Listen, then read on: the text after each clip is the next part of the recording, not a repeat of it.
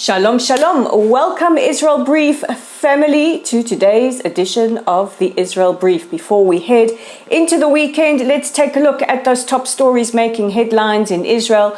As always, I'm Rolene Marks, bringing you the Israel Brief, and they are sponsored by these guys, Lay of the Land. And I'll tell you a little bit more about where you can find us later in the broadcast. So join me, settle in, let's take a look at those top stories, and we begin with, first of all, that it's day 209. I cannot believe that it's day 209 since the October the 7th atrocities and the resulting war. We still have to remember we have 133 hostages being held captive by Hamas. We want them home now. Now, May is a very sacred time in Israel. On Sunday night, we will begin to commemorate Yom HaShoah. This is Holocaust Memorial Day, and that goes through to Monday. On Monday at about 10 a.m., there will be a siren, very different to the air raid siren for incoming rockets, and the whole country will pause for 1 or 2 minutes and stand sentinel in memory of over 6 million Jews who were slaughtered during the Holocaust.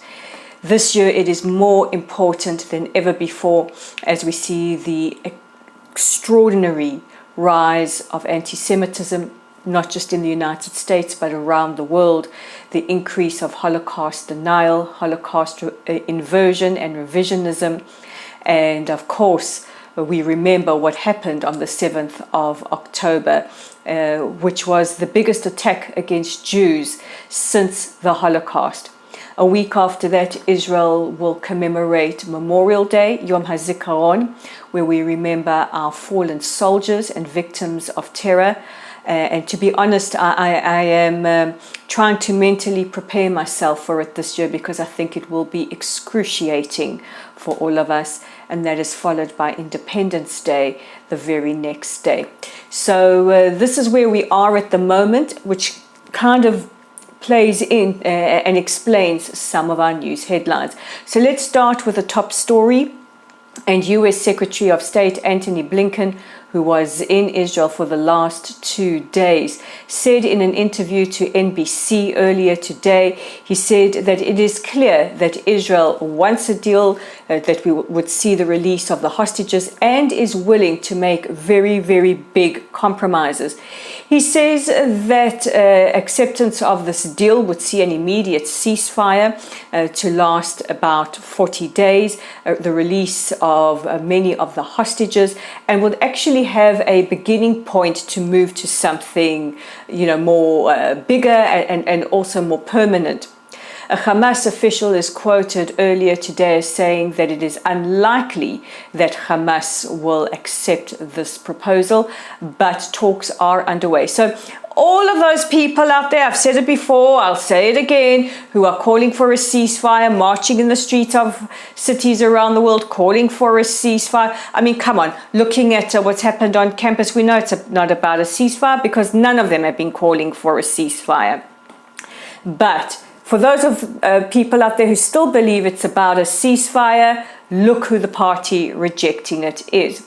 Now, we have had some rejections of the deal coming from the far right elements of the government.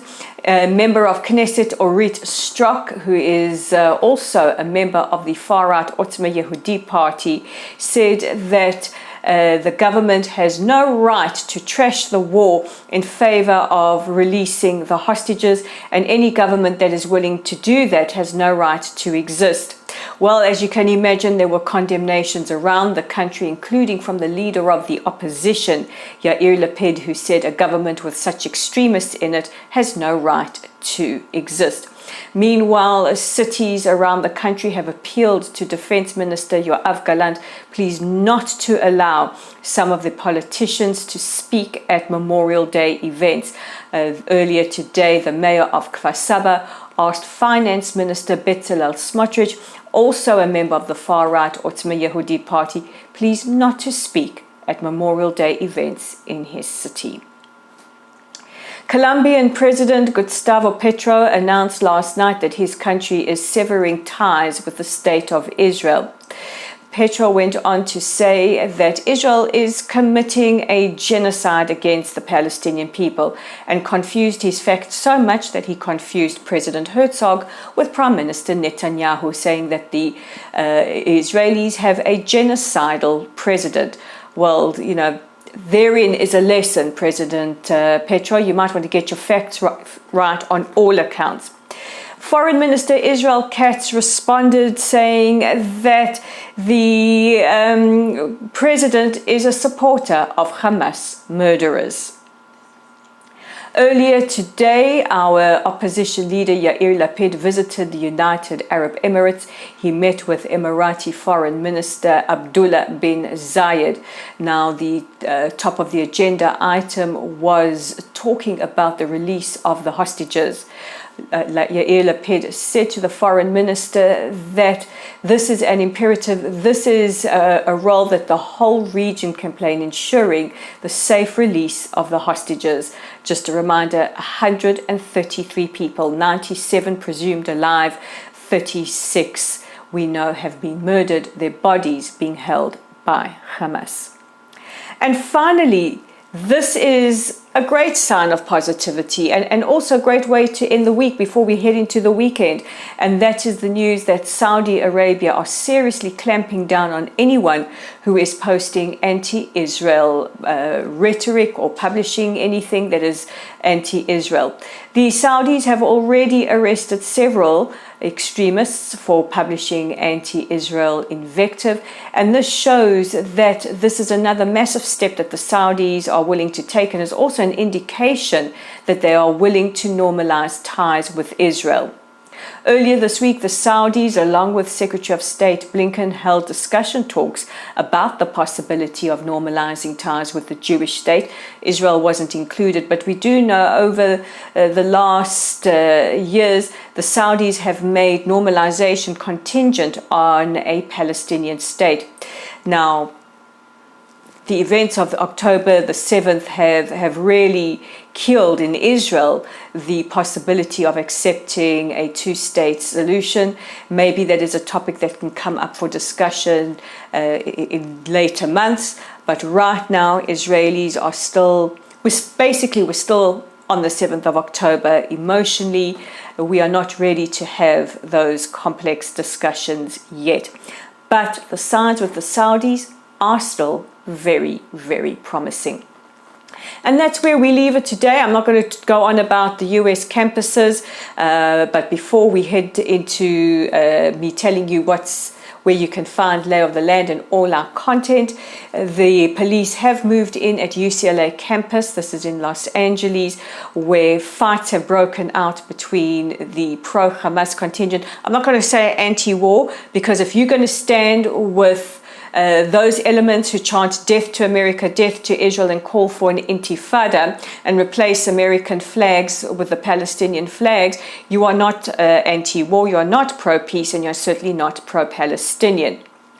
And there have been clashes, and many in the pro-Hamas camp have said that, the Israeli students are getting violent. Well, if you attack them, and if you call for them to be murdered, chances are they are going to fight back at some stage. Come on, like you didn't see that coming. Anyway, the cops are moving in, and hopefully by the end of the day, we will see calm resume on that campus. So now, where can you find Lay of the Land and all our content? Well, I'll tell you. You can find our website at www.layoftheland.online. We will have an article up shortly written by Jonathan Feldstein, taking a look at Tucker Carlson's war against the Jews. I know many people like Tucker Carlson, but some of his rhetoric of late has been extremely, extremely concerning. You can find us on our Facebook page at Lotl Site, that's at LOTLSITE. Wish us a Shabbat Shalom. We love it when you do. Our YouTube channel is right here at the Israel Brief. Keep those comments coming. You know I love you guys, and I certainly feel the love from you. And if you like our content, please hit that red subscribe button. We are on X at Lay of the Land 5. Guys, have a wonderful weekend, a peaceful weekend, a rest-filled weekend. Shabbat Shalom. Take care of yourselves. Take care of each other. Thank you for taking care of me, and I will see you again on Monday. God bless.